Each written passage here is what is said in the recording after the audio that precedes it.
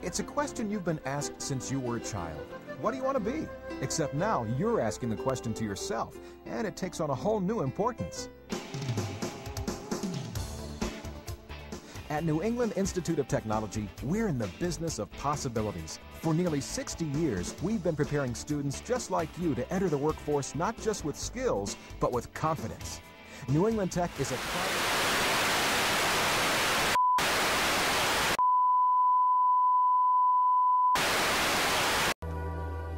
I'll try to write again soon. Love, Jim.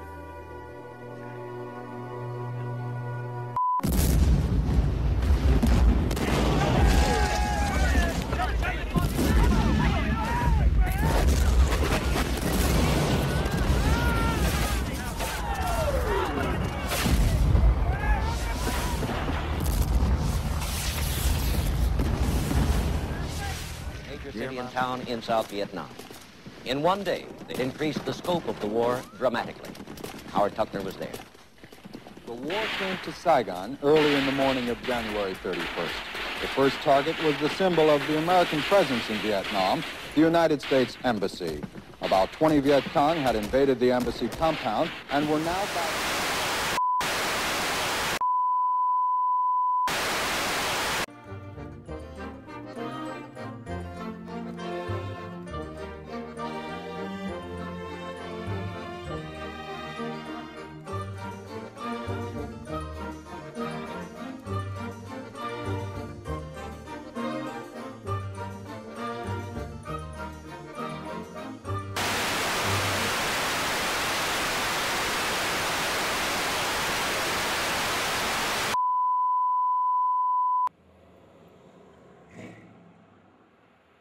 Each year, colleges continue to increase their tuition.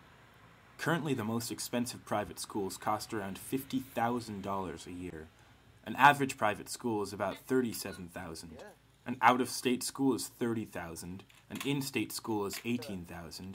And even a two-year school is around $14,000 a year.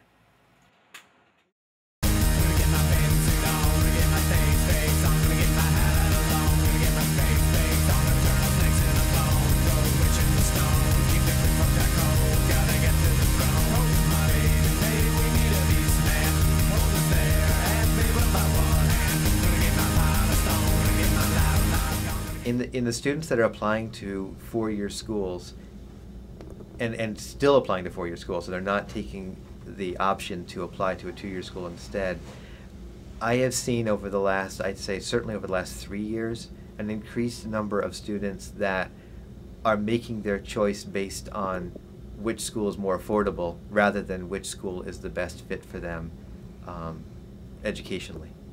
That's been a sad thing to watch.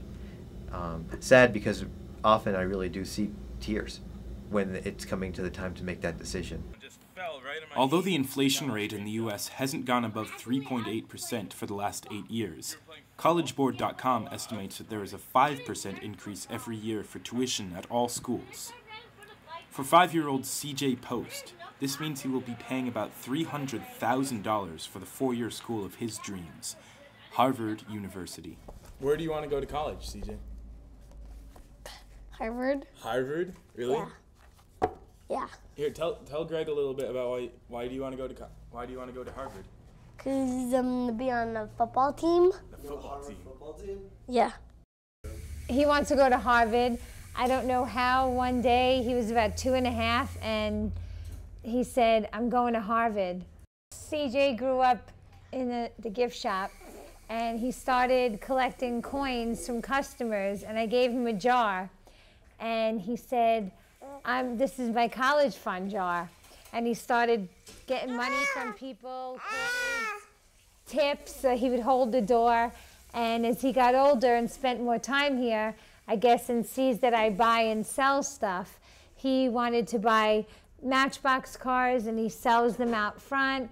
He'll buy a stack of books and he'll sell them. He sells lemonade when it's hot outside.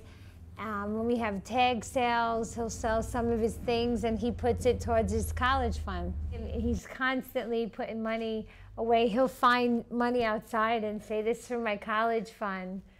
And he gives people dirty looks when they tell him, Do you know how much you have to save for college? You know, and he just gives a look and says, of course I do. That's why I'm saving now. And he does go to the bank and put money in. I make sure he understands that he has to put all his money away. And I save it and let it go away. he has over $5,000. And I figured if I could put away every year until he goes to college, at least he'll have something to start with. With more and more students unable to afford college, and those who manage to pay for it graduating with overwhelming debt, how can someone even as enterprising as CJ maintain his hopes as he grows older and faces the reality of college tuition? If college is the right choice for you, then you will find a way to pay for it. There is going to be a way. But will it be easy? Not necessarily. But there will be a way to pay for it. Because you'll start with looking for grants, you'll start with looking for scholarships, but then you'll look for loans, and ultimately you'll find a way. But some students are going to walk away from that college experience with a lot more debt than others. So who really gets to go to college?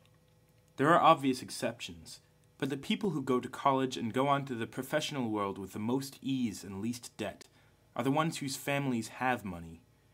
They secure lucrative positions and money for their children to go to prestigious schools, while families of lesser income have to choose other options for their children. The cycle continues as wealthy families are able to train their children for higher-paying jobs, while poorer families are generally unable to climb the economic mountain of college.